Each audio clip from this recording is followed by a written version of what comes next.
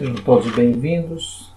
Primeiro, justificando, nós estamos fazendo essa aula dessa maneira porque o Marcos ele acabou ficando doente e está meio em quarentena lá para ver o que é, né? Mas acho que não é nada de grave. O Arlindo teve alguns compromissos profissionais, então não pode estar aqui, mas a gente envia daqui todas as vibrações para que o Marcos se recupere logo, que o Arlindo dê tudo certo naquilo que ele esteja fazendo. E aqui a gente continua com a quarta aula da segunda parte do livro da Terezinha, conversando com os espíritos, nos trabalhos mediúnicos, não é? E nessa parte a gente vai falar sobre os bons espíritos.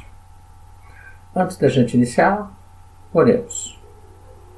Pai de imensa bondade, irmão Jesus, equipes espirituais, que possamos abrir nossos corações e nossas mentes, a fim de que tenhamos olhos de ver e ouvidos de ouvir, para entender a sua palavra, para que possamos muito além do entender, uma vez tendo como luz essa palavra, possamos caminhar no sentido da caridade, da ação na direção do bem.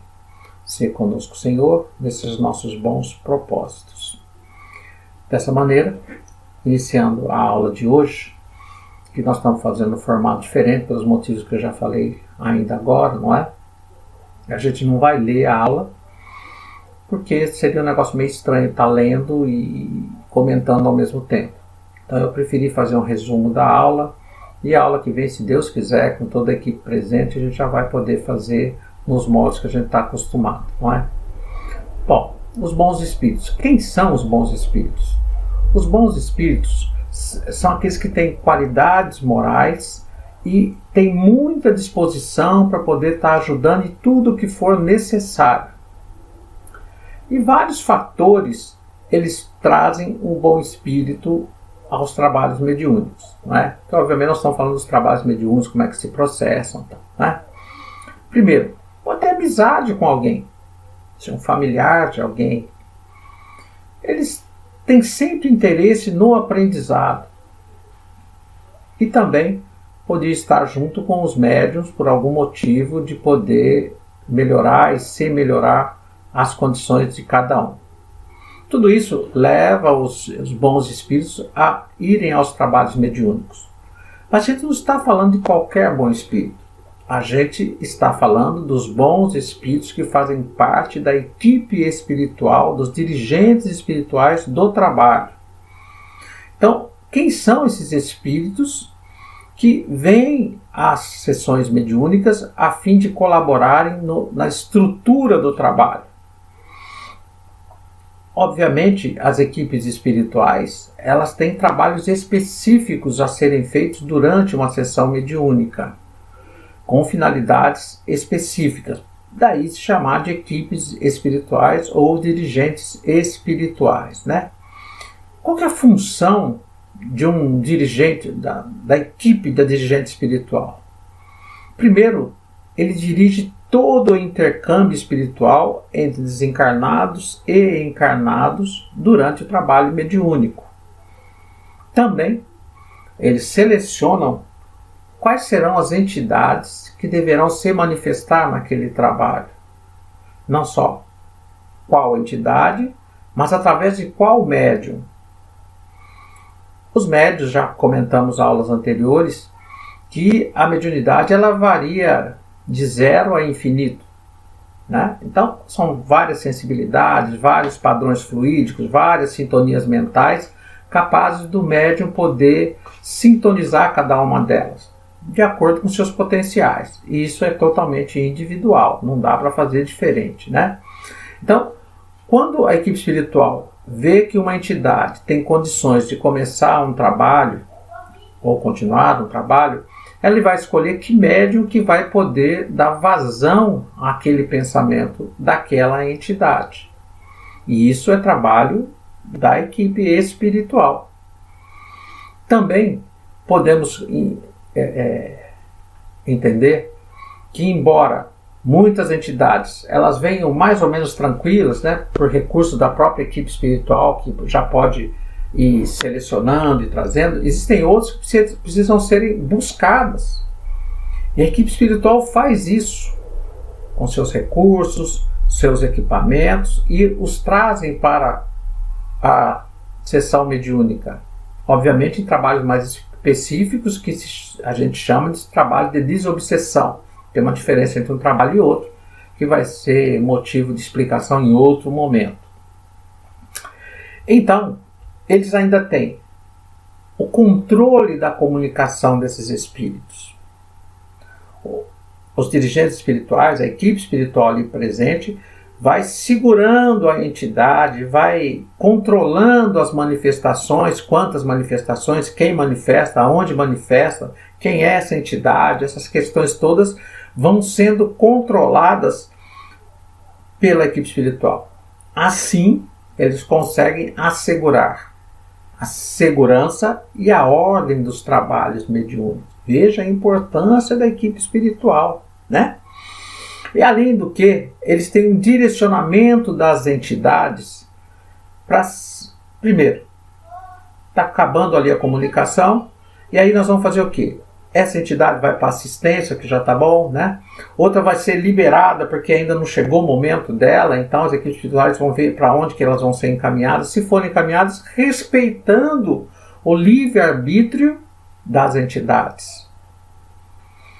Enfim, eles acabam, no fim do trabalho, após os trabalhos serem conclusos, a recomposição fluídica espiritual do ambiente.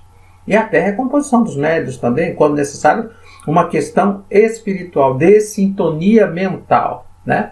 Então, todo esse ambiente geral, espiritual, de pensamento, de sintonias, são administrados pela equipe espiritual.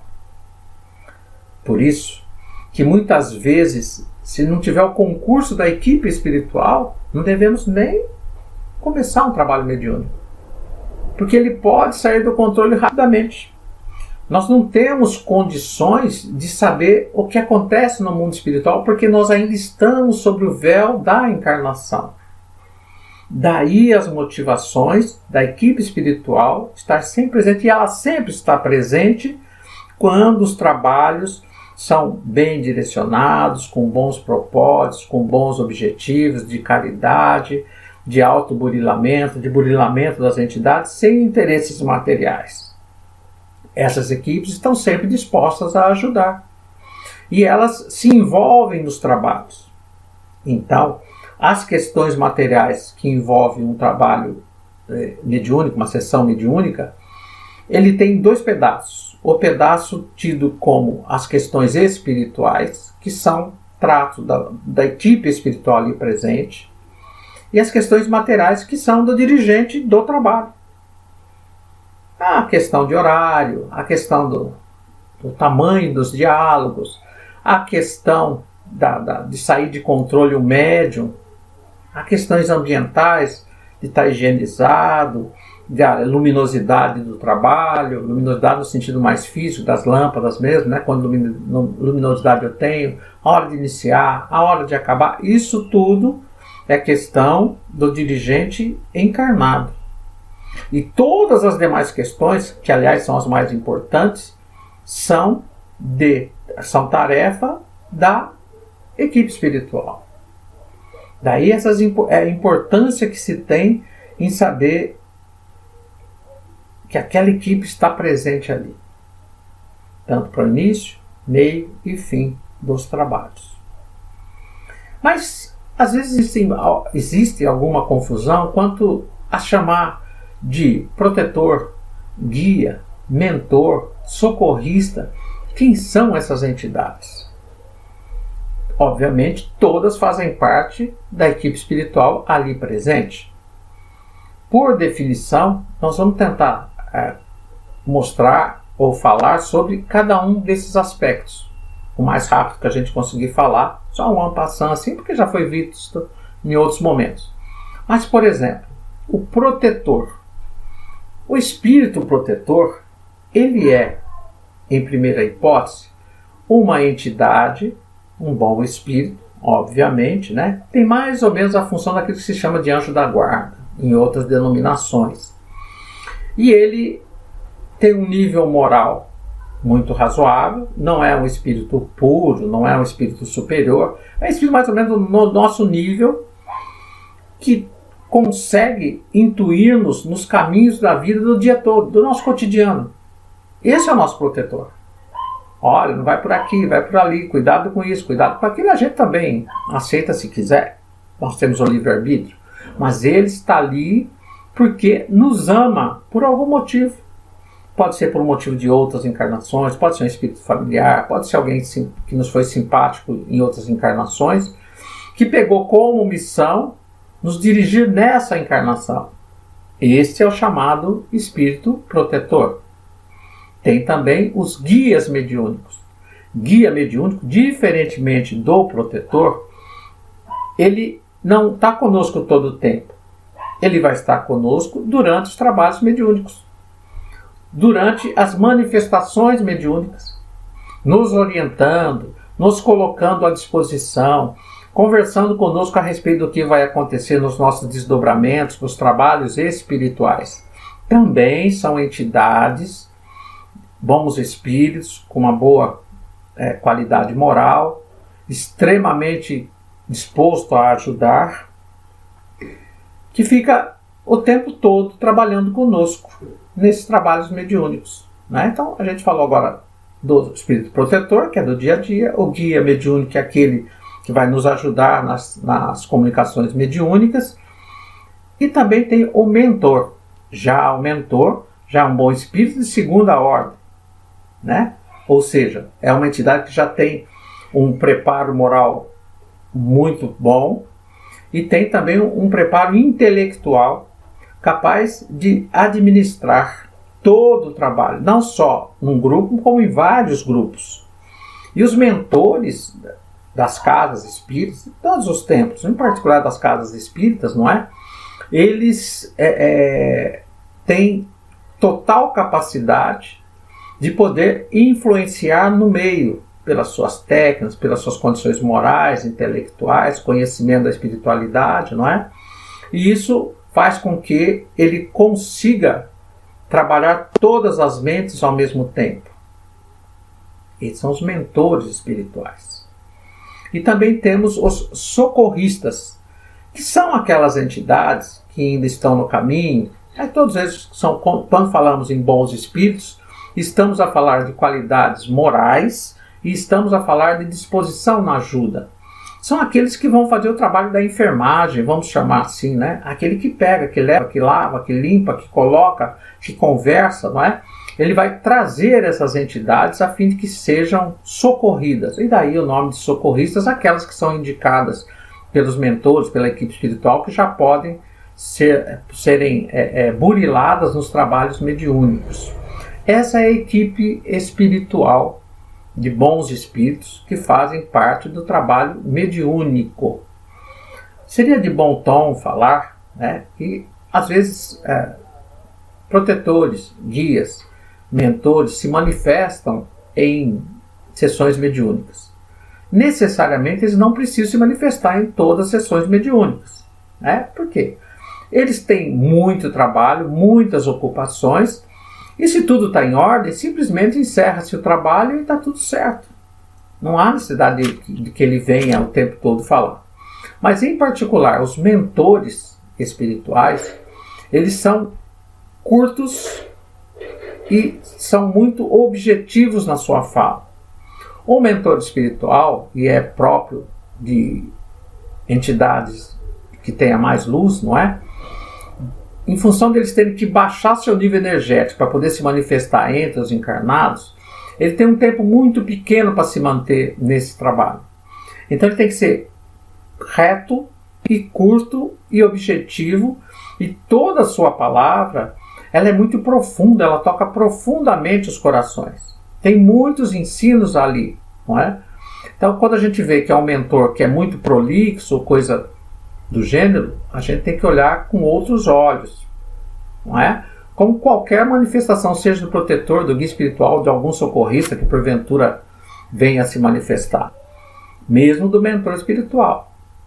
A gente tem que sempre passar pelo crivo da razão todas as falas que foram feitas numa sessão mediúnica, em particular, se é o mentor.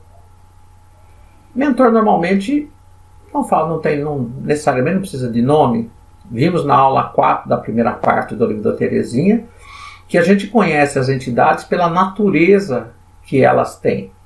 O seu jeito de falar, o seu propósito, o seu recado. E não necessariamente os nomes. Mas todos essas ações que o mentor ou qualquer uma das entidades pertencente ao grupo espiritual que coordena os trabalhos vier nos passar, a gente tem que passar pelo nosso crivo da razão, das várias pessoas que ali presentes, né? Porque às vezes a gente nem entendeu exatamente o que ele está falando. Por quê? Para a gente mostrar a nossa total inserção naquele pensamento. Ou seja,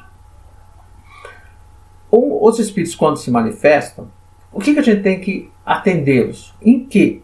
Né? A gente tem que primeiro ter atenção total naquilo que eles dizem. Em particular, o dirigente dos trabalhos. Não é? Para saber se aquilo está dentro dos objetivos de um trabalho caridoso, um trabalho que tem como objetivo manter os espíritos, sejam encarnados e encarnados, dentro do controle suficiente que os coloque no caminho da luz, não é? Depois de totalmente analisadas as orientações, não é? A gente deve segui-las, porque são orientações específicas para aquele trabalho. E a gente, nesse sentido, estará cooperando com o bom caminho do trabalho, com a iluminação, e animando, inclusive, as entidades que nos socorrem, que nos dão assistência, a continuar naquele trabalho. Por isso, e já passando aos finalmente de hoje, a gente precisa atender ao dirigente entre nós encarnados. O nosso ambiente mental no dia do trabalho, nossa alimentação, nossas orações, nossos bons pensamentos, chegar pelo menos com 15 minutos de antecedência, acalmar as agitações do coração e da mente, para que a gente entre em contato íntimo com essa equipe espiritual que está sempre presente, disposta ao trabalho e tem total responsabilidade sobre aquilo em que se empenham a fazer.